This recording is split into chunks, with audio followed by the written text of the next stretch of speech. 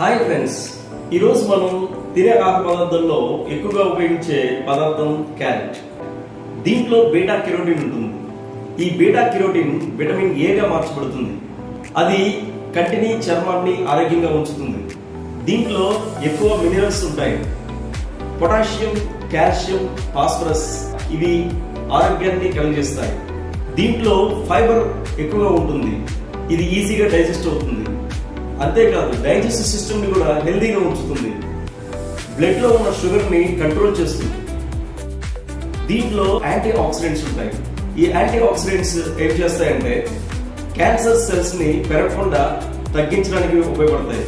ఈ క్యారెట్స్ వివిధ రంగుల్లో లభిస్తాయి. మరెందుకు ఆలస్యం? వారానికి 2-3 సార్లైనా క్యారెట్ ను తీసుకుందాం, హెల్దీగా ఉందాం. మరిన్ని మంచి వీడియోస్తో మళ్ళీ మీ ముందుకు వస్తాను. ఇట్లు మీ వీరయ్య ఫ్రమ్ వైజాగ్.